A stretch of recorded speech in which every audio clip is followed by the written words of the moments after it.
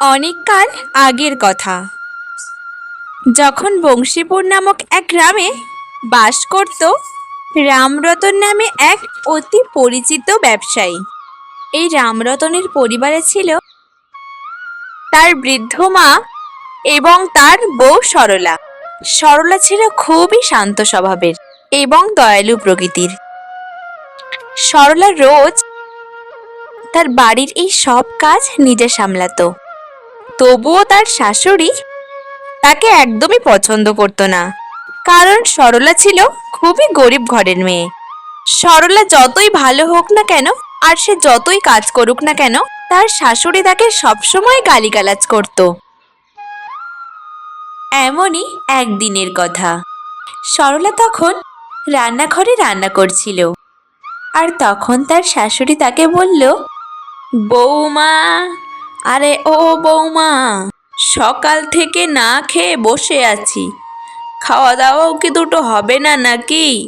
বলে ছোট লোক ঘরের মেয়ে বলে কি সকালবেলায় রান্না করতে হয় সেটাও জানো না? আমার খোকন এক্ষুনি বাড়ি আসবে, আর ও এসে কি খাবে শুনি? হায় কপাল! ভগবান যে কি দেখে আমার কপালে এই আপদটা জুটিয়েছিল কি জানি। বলি, আমার কথা কি কানে যাচ্ছে না? শাশুড়ি মায়ের এত হাঁক ডাক শুনে সরলা বলল, হ্যাঁ মা, যাই। এই তো মা, আমি আপনাদের জন্য রান্না করছি, আর একটুখানি দাঁড়ান, আমার রান্না প্রায় শেষের পথে। কিছুক্ষণ পরেই সরলা তার স্বামী ও শাশুড়ি মাকে খেতে দেয়। খেতে বসে সরলার শাশুড়ি মা তার ছেলে রামরতনকে বলল, বাবা রামরতন, ভগবান কি এখনো আমাকে এই সব দিন দেখার জন্য বাঁচিয়ে রেখেছে? এই বড় বাড়ির সব কাজ আমাকে করতে হয়, এমনকি রান্নাটাও তোর বউ একটু করে না রে বাবা। সারাদিন মহারানী পায়ের পরে পা তুলে বসে থাকবে আর আমাকে হুকুম করবে। বিয়ে করলি তো এক গরিব ঘরের মেয়েকে করলি, আর তার উপরে তার দেমাগ দেখলে তো আর বাঁচা যায় না রে বাবা। তুই যদি সত্যি চাস তোর মা বেঁচে থাকুক, তাহলে আর একটা বিয়ে করে আন রে বাবা। আমি যে আর এই কষ্ট সহ্য করতে পারছি না। রামরতন তার মায়ের মুখে এইসব কথা শুনে অনেক রেগে যায় এবং সে সরলাকে বলে, এই সরনা, আমি এসব কি শুনছি? তুই সারাদিন পায়ের ওপর পা তুলে বসে থাকিস, আর আমার এই বৃদ্ধ মা সারাদিন কষ্ট করে মরে। তুই কি ভেবেছিসটা কি? হ্যাঁ, এই বাড়ির বউ হয়েছিস বলে কি মাথা কিনে রেখেছিস নাকি তুই? নেহাতি তোর বাবা মরার সময় আমার হাতে পায়ে ধরেছিল, তাই তো তোকে বিয়ে করেছি, না হলে তোর মতো ভিখারিন মেয়েকে খেয়ে বিয়ে করে? রামরতনের মুখে এইসব কথা শুনে সরলা বলল, মা, তুমি বিশ্বাস করো, এই বাড়ির সব কাজই তো আমি করি। এত বড় বাড়ির সব কাজ, বাসন মাজা, রান্না করা, সব কিছুই তো আমি করি, কিন্তু মা এমন কেন বলছে আমি বুঝতে পারছি না। ও মা গো, খোকন, এই বুড়ো বয়সে এইসব কি শুনতে হচ্ছে আমাকে? আমি নাকি মিথ্যে কথা বলছি বাবা গো? আমি আর এই ঘরে কোন মুখে থাকবো খোকন, তুই বল? এই শয়তানি বউ আমাকে যে খেয়ে ফেলবে। তুই যদি আর একটা বিয়ে না করিস, আমি আর এই বাড়িতে থাকবো না রে খোকন। মা, তুমি এই সরলার কথাই কষ্ট পেও না। তুমি এখন ভাত খেয়ে নাও মা, আমি তোমার জন্য ঠিক একটা নতুন বউ আনবো, দেখো। আর এই সরলা, তুই আমার মায়ের নামে মিথ্যে মিথ্যে কথা বলছিস। আমার মায়ের নামে আর একটা কথা বললে তোকে ঘাড় ধাক্কা দিয়ে এই বাড়ি থেকে বের করে দেবো বলে দিলাম। দুবেলা দুমোটা পেন পুড়ে খেতে পাচ্ছিস? তুই এই বাড়ির চাকর, আর তুই চাকরের মতোই থাকবি, কথাটা মাথায় রাখিস। আর মা, তুমি এবার খেয়ে নাও মা, অনেক বেলা হয়েছে, এত সময় খালি পেটে থাকলে তোমার শরীর খারাপ করবে। হ্যাঁ রে বাবা, আমি খাচ্ছি, আর তুইও খা রে বাবা, তুইও তো সকাল থেকে কিছু খাসনি। এরপর রামরতন ও তার মা খাওয়া শুরু করে, কিন্তু অন্যদিকে রামরতনের মুখে আর একটা বিয়ে করার কথা শুনে সরলার গলা দিয়ে আর ভাত নামে না। সে অঝরে কাঁদতে থাকে। সরলার স্বামী ও তার শাশুড়ি মায়ের যখন খাওয়া শেষ হয়, তারপরে সরলা তার ভাগের খাবারটা নিয়ে বাইরে যাওয়ার জন্য দাঁড়িয়ে থাকে, কারণ এই গ্রামেরই শেষ প্রান্তে এক জঙ্গলে থাকতেন এক সাধু বাবা, যাকে রোজ সরলা তার ভাগের খাবার দিয়ে আসতো। তাই আজও রোজ দিনের মতো সরলা সেই সাধু বাবার জন্য তার ভাগের খাবার নিয়ে যায়। সাধু বাবার কাছে খাবার নিয়ে যেয়ে সরলা সাধু বাবাকে বলল, এই নাও বাবা, আমি তোমার জন্য খাবার এনেছি। সারাদিন নিশ্চয় তুমি কিছু খাওনি, এখন খেয়ে নাও বাবা। সরলার এই উদারতা দেখে সাধু বাবা সরলার উপরে খুবই প্রসন্ন ছিল এবং সে মনে মনে তাকে অনেক আশীর্বাদ করত। এসেছিস না তুই? তুই খুব ভালো রে মা, রোজ নিজে না খেয়ে আমার জন্য খাবার আনিস। তোর মতো মানুষ এই পৃথিবীতে আর একটা নেই রে মা। বল তুই আমার কাছে কি চাস? আমি তার মনে সব ইচ্ছা আজ পূরণ করবো রে মা। আমি তোমার কাছে কিছু চাই না বাবা, শুধু আমার স্বামী যেন ভালো থাকে, এইটুকুই আমি তোমার কাছে চাই। আমি ঠিক জানতাম তুই তোর জন্য কিছুই চাইবি না, তাই আমি নিজে থেকেই তোকে কিছু দিচ্ছি। আমি তোকে একটা জাদুর শঙ্খ দেব। তুই যখনই বিপদে পড়বি, তা তোর যখনই কোনো কিছুর ইচ্ছা হবে, তুই যখনই বিপদে পড়বি, তখন এই শঙ্খটাতে 2 বার কষা দিবি।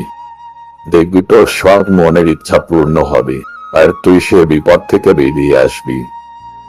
এরপর সাধু বাবা মন্ত্র পড়া শুরু করে, আর মন্ত্র বলে তার হাতে একটা জাদুর শঙ্খ নিয়ে আসে।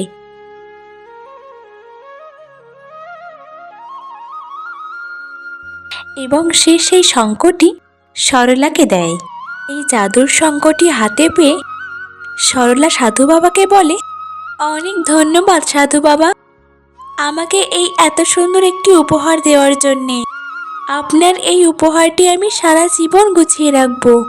ঠিক আছে মা, তুমি এবার বাড়ি যাও।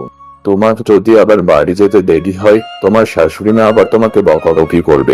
এরপর সরলা সেই জাদুর শঙ্খটি হাতে নিয়ে বাড়ির দিকে রওনা দেয়। এরপর বেশ কিছুদিন কেটে যায়। হঠাৎ একদিন ঘটে এক অঘটন, আর সরলার জীবনে নেমে আসে কালো মেঘের ছায়া। কারণ রামরতন আবার একটা নতুন বিয়ে করে নিয়ে আসে এবং সে তার নতুন বউকে নিয়ে সরলা এবং তার মায়ের সামনে যায় এবং রামরতন তার মাকে বলে, মা, এই দেখো মা, তোমার জন্য আমি নতুন বউ এনেছি। এবার তুমি খুশি তো মা? হ্যাঁ রে খোকন, আমি খুব খুশি হয়েছি রে বাবা। আমার নতুন বৌমা তো খুব সুন্দরী আর লক্ষ্মীমন্ত, তোর আগের বউয়ের মতো এমন শঙ্খুনি না। এবার শোন খোকন, তুই তো একটা বিয়ে করে আনলি, তাহলে এই সরলার কি করবি? ওকে বাড়ি থেকে দূর করে দে। ওকে আমি আমার বাড়িতে আর দেখতে চাই না রে। ওই বাড়ি থেকে দূর হলেই আমার হাড়টা একটু জুড়োবে।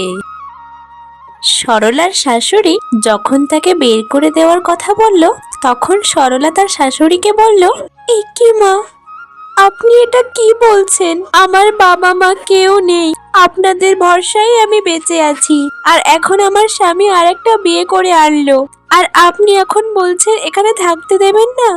তাহলে আমি কোথায় যাব বলুন মা? দয়া করে এখান থেকে আমাকে তাড়াবেন না মা, দয়া করে এখান থেকে আমাকে তাড়াবেন না। এই সরলা, তোর এই ন্যাকা কান্না আমরা দেখতে চাইছি না। তোর এখানে আর কোনো দরকার নেই। তুই যা, আমার বাড়ির থেকে এক্ষুনি বেরো। তোর বদলে আমার আর একটা কাজের লোক রেখে দেবো, কিন্তু তোকে আর আমাদের বাড়িতে আর দরকার নেই। যা, বেরিয়ে যা বলছি। এতবার বলার পরেও যখন সরলা যাচ্ছিল না, তখন রামরতনের নতুন বউ সরলাকে বলল, এই মেয়ে, তুই এখান থেকে যাবি নাকি তোর চুলের মুঠো ধরে টানতে টানতে এখান থেকে নিয়ে যাব? হলি তো ভিখারির মেয়ে। ভিখারিরা বুঝি কুকুর হয় যে তাকে দূর করে দেওয়ার পরেও সে এখানে থাকতে চাইছে? রামরতনের নতুন বউ যখন সরলাকে এমন বলল, তখন সরলা মনে অনেক আঘাত পেল এবং নতুন বউকে সরলা বলল, না গো বোন, আমার চুলের মুঠি ধরতে হবে না, আমি চলে যাচ্ছি তোমাদের ছেড়ে, এই বাড়ি ছেড়েই আমি চলে যাচ্ছি। তোমরা ভালো থেকো বোন, তোমরা সুখে থেকো। ভগবান আমার কপালে এমনই দুঃখ লিখে রেখেছে, ওই জন্যই আমার কপালে এরকম দুঃখ। সরলা এই কথা বলার পরে সেখান থেকে চলে আসে।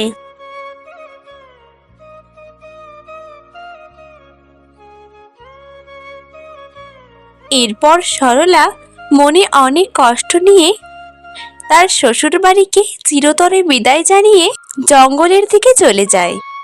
সরলা তার সাথে তার শ্বশুর বাড়ির কোনো কিছুই নেয় না, শুধু সাধু বাবার দেওয়া সেই জাদুর শঙ্খটি তার কাছে রাখে। সরলা হাঁটতে হাঁটতে বনের একদম গভীরে চলে যায়। অনেকক্ষণ একটানা হাঁটার ফলে সরলার অনেক শরীর খারাপ হয়ে যায়।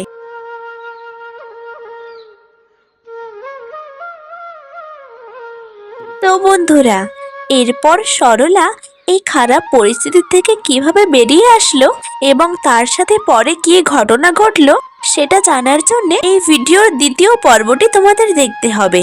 আর এই পর্যন্ত ভিডিওটি কেমন লাগলো সেটা কিন্তু জানাতে ভুলো না। তো নমস্কার, দেখা হচ্ছে পরের ভিডিওতে, ততক্ষণ আমাদের সাথে থাকবেন।